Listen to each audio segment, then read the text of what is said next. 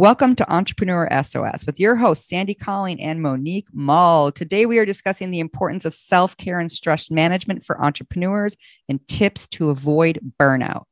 Before we jump in, a little bit about who we are. We focus on the challenges that online entrepreneurs face every day. We provide practical and real-life stories from successful business owners who have navigated the digital landscape.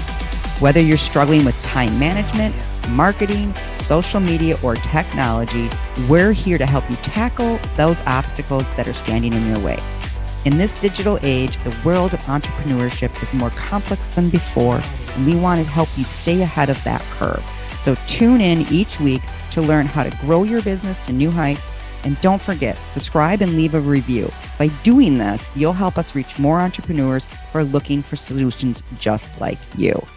So good to see you, Sandy. It's been a while. I know. Greetings from New York. I'm in a different location. I'm excited that we can do this from anywhere in the world, right? It's so great. Here it's we so are. Great. And I'm coming back from a little hiatus. I went to Hawaii for 19 days. Yeah, it was crazy. It was a long time. It's a long time, but yeah, it was great. It was super pretty. So I'm excited to talk about this topic because, as you know, this is a topic that is super near and dear to my personal story and my personal background. So I'm excited to talk about this today because I think this is something that plagues a lot of entrepreneurs. Absolutely. Burnout is a real thing. And I used to, honestly, I used to hear about it and I was always like, what's all the fuss? But when you've experienced it, it is a real thing for sure. It's crazy. It is crazy. It is crazy. And I think I had a burnout, but I'm not 100% sure, to be honest with you, because I didn't have all the symptoms that you did, but I know you really went through it. So why don't you share with us a little bit about, first of all, how did you realize you were going through it? Okay, so here's a clue, guys. I didn't at first. And I'm going to be honest, this happened to me more than once. It was like a repeat problem in my life. And that's the thing. You don't always know the signs because you're so in the thick of it. But some of the things that I'm looking back at now and reflecting on how burnout came, if I would have seen the signs or maybe understood the signs better, I would have been able to deflect it. One was lack of complete motivation. I just didn't want to do what I was doing. I felt like I could do anything else but this today. I just was so unmotivated, so uninspired in my life in general. And that carried over to my whole life. It wasn't just about waking up and doing my job. It was about, I didn't want to do anything. I was super uninspired. I'm glad you brought that up because I'm sure there's some people that say, I wake up every morning and I don't feel motivated. Little different. Well, then you should probably try something different in the entrepreneur world. I'm just going to say that. But exactly. It really did make that was a big part of it. The other thing was there was this constant state of anxiety in me. I always felt anxious about what I was doing. And I felt like I constantly had to be working. It was almost like FOMO, right? I had this fear of missing out that if I didn't do it, the whole world would come tumbling down. And so I was constantly working because I had this fear and lack of belief that if I didn't, that I wouldn't achieve. And then I think the other part of it was I started to really shut down just personally. I became more crabby. I became I guess depressed in a way. I really shut down. My energy levels were really low. I had a hard time sleeping. I had a hard time finding joy in life itself. And I mean, if you're starting to experience that, you need to really wake up. You need to understand that this could be, if you take a reflection at your life and you realize wow, I am working a ton of hours and I'm starting to experience this, you may be starting to experience burnout.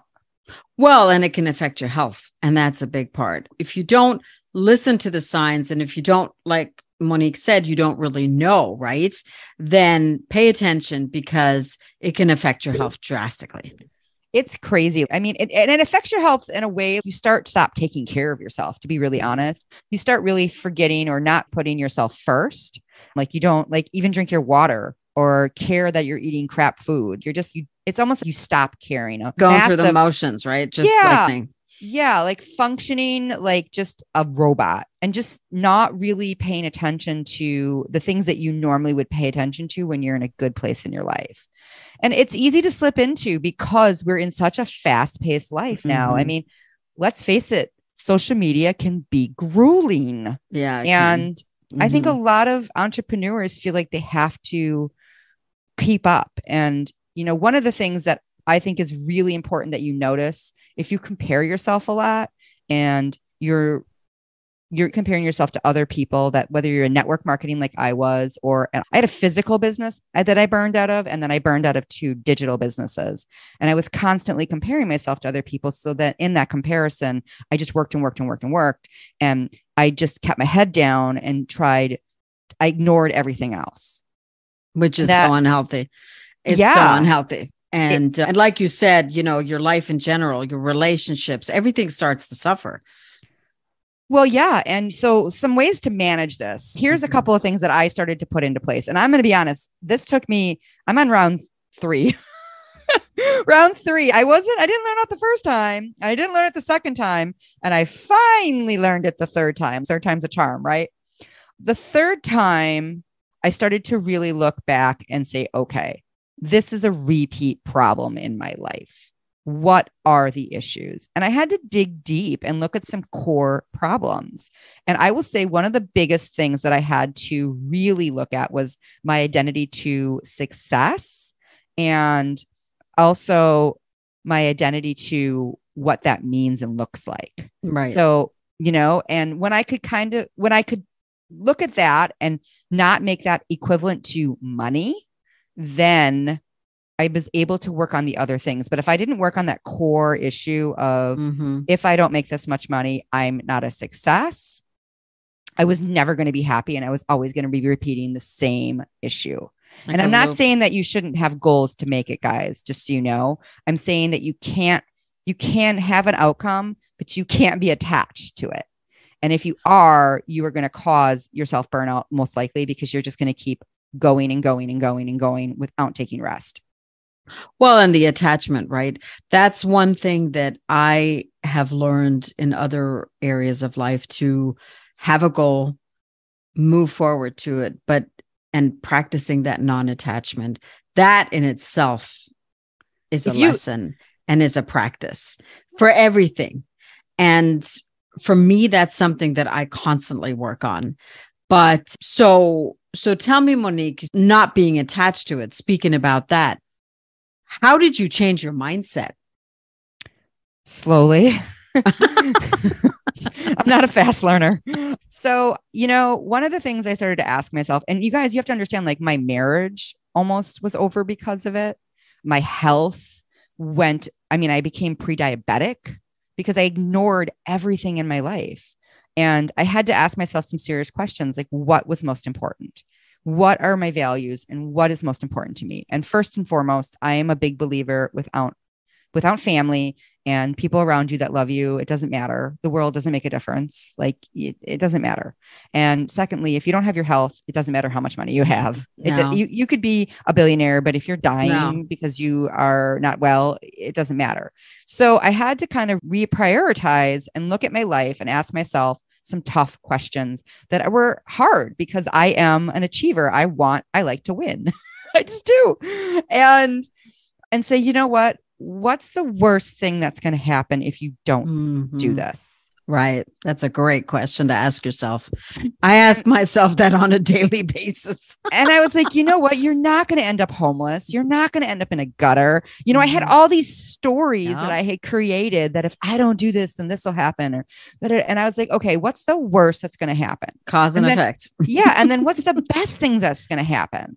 And so I said, okay, time to start setting some boundaries for myself. So here's the thing. We set a lot of boundaries for other people, but we are real shitty about doing it for ourselves. And I had to really ask myself those tough questions and say, okay, what do you want your life to really look like? Because you say you're preaching to all these people that they can have a freedom-based life, and then you're on your phone 16 hours a day and ignoring your family and your friends. And I was like, this isn't healthy.